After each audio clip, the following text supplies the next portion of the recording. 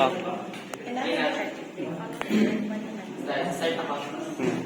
morning, everyone. We're in front of you to discuss our assigned topic, which is the basketball shooting mechanics. So, our scenario, basketball shooting mechanics.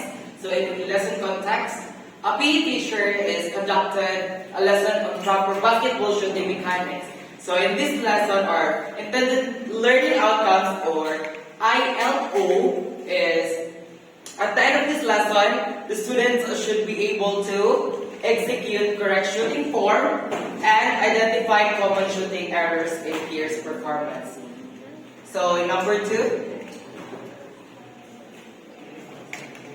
Number 2 is teaching learning activities. The teachers gives 10 minutes to lecture on shooting form. Next is the student practice shooting for 15 minutes. They can perform a different type of shooting, jump shoot, free throw, and layup. Next is the teacher observe but does not provide a structured feedback. During the practice, the teachers observe a student but does not provide a structured feedback performance but does not correctly state or give by step-by-step instruction. Next, the students are asked to reflect on their shooting experience. Teacher asks, at the end of the session, students are asked to reflect their experience about their shooting or experience of a basketball. In assessment, students are graded based on their number of successful shots per out of 10 attempts. If the students score 6 out of 10 shots, then they will score 60%. These are the misalignment analysis and proper solution. For the component is the LAO, or the intended learning outcome. Execute correct shooting form and identify common shooting errors in pairs performance. So, execution is emphasized, but feedback is missing. So,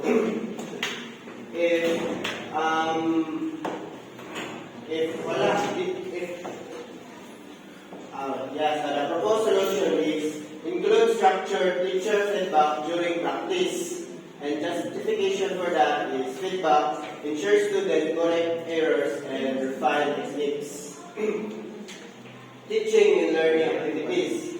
The teachers give a 10-minute lecture on shooting form. Student practice shooting for 15 minutes. The teacher observes but does not provide structured feedback.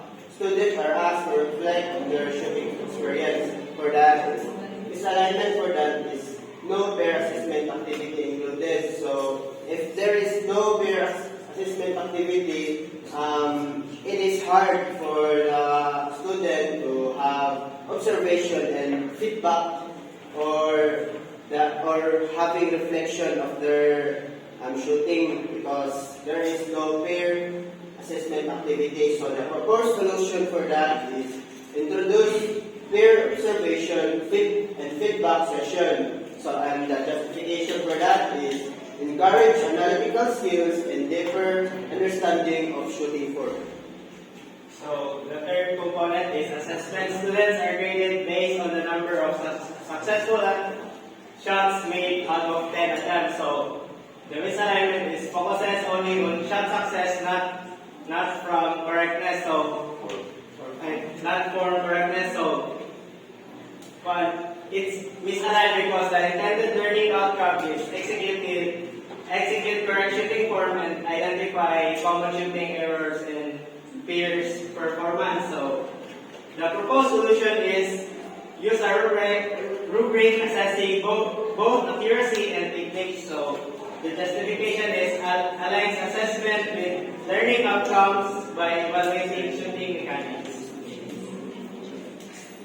So these are the most important insights from the analysis. Structured feedback, which is crucial for the skill improvement, and teaching activities does not support error correction. Additionally, the assessment focuses on performance outcome rather than skill development, highlighting the need for better alignment between teaching activities and learning goals. So, the reflection and constructive alignment in lesson design. Constructive alignment ensures that learning outcomes, teaching activities, and assessments work together to enhance student learning, incorporating structured feedback, peer assessment, and skill-based evaluation leads to better engagement, understanding, and long-term mastery. And that would be all. Thank you.